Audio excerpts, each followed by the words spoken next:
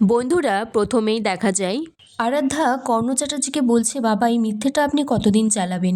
কর্ণ চ্যাটার্জি বলছে কাবিরকে বাঁচানোর জন্য এই মিথ্যেটা চালাতেই হবে, তারপর কয়েক মাস পরে বলবো বাচ্চাটা নষ্ট হয়ে গিয়েছে। এছাড়া আর অন্য কোনো উপায় নেই। কর্ণ চ্যাটার্জি তারপর আরাধ্যাকে তটিনী গাঙ্গুলির সেই স্যুট আর প্যান্ট পরা ছবিটা দেখায়। আরাধ্যা বলছে এটা তো চর্দি ভাই, এই পোশাকে চর্দি ভাই কি করছে। তখন কর্ণ চ্যাটার্জি বলছে আমাদের চারিদিকের অফিসের রেড হয়েছে আর কেউ একজন আমাদেরকে ঘিরে ধরেছে। তখন সেখানে বিজিত লাহিড়ী এসে বলছে কে ঘিরেছে আমি জানি, তটিনী গাঙ্গুলি। বন্ধুরা তারপর কর্ণ চ্যাটার্জি বিজিত লাহিড়ীকে বলছে কি করতে চাইছো তুমি। বিজিত লাহিড়ী বলছে আপাতত আয়ুষীকে বিয়ে করে এখান থেকে উধাও হয়ে যাব, আয়ুষীকে আর খুঁজেও পাওয়া যাবে না, দিদাগমনেও ও বাড়িতে ব্যাক করবে না, তারপর আরাধ্যাকেও তোলা হবে। এগুলো শোনার পর তটিনী গাঙ্গুলি আমার কাছে বিড়ালের মতো ম্যাও ম্যাও করতে করতে আসবে, তখন আমি যা করার করব।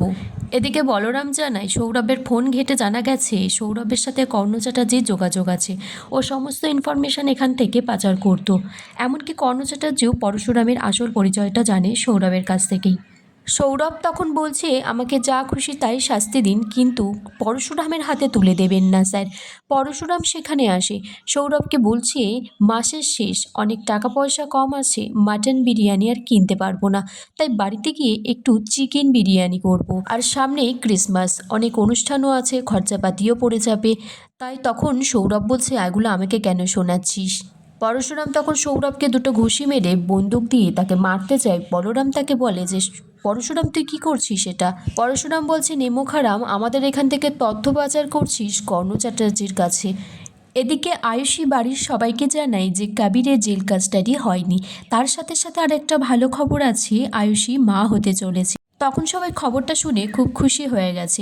এদিকে সত্যজিৎ মুখার্জিকে বলছে কংগ্রাচুলেশনস, তুমি দাদু হতে চলেছো, আয়ুষী মা হবে। জিৎ মুখার্জি বলছে এটা মিথ্যে কথা, কবিরকে বাঁচানোর জন্য কর্ণ চ্যাটার্জি এই প্ল্যানটা করেছে। এদিকে তটিনী কাউকে ফোন করে বলছে হ্যাঁ স্যার আমরা রেডি আছি, ওদেরকে তুলে নেব, তুলতে না পারলে শ্যুট করে শেষ করে দেব। পরশুরাম বলছে পাশ থেকে আড়াল থেকে শুনে যে তটিনী কাকে শ্যুট করবে, কেউ। তটিনী বলছে আমি জানি স্যার ক্রিসমাসের দিন আমার উপর হামলা হতে পারে, আমার বডি রাস্তায় পড়ে থাকতে পারে, তা আমি কেয়ার করি না। তটিনী তারপর লাড্ডু পিকোকে ডাকছে, বলছে তোমরা রেডি হও তাড়াতাড়ি, তোমাদের পা কোথায়। পরশুরাম আসলে বলছে তুমি আজকেও সোয়েটার আর মাফলার পরেছো, ভাবলাম একটু ব্লেজার পরবে।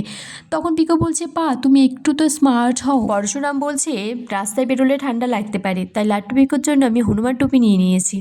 আগামী পর্বে দেখা যায় ওরা ক্রিসমাসের মেলায় গিয়েছে, তখন তটিনীর উপর একজন বন্দুক তাক করলে সে গুন্ডাটাকে পিছন থেকে মেরে দেয়। তটিনী তারপর তাদেরকে মারপিট করে মেরে ফেলে। লাড্ডু সেটা খেয়াল করে, তারপর পরশুরামও সান্তা সেজে সবটা দেখে, বলছে তুমি কে তটিনী। আর এখানেই আজকের পর্ব শেষ হয়ে যায় বন্ধুরা।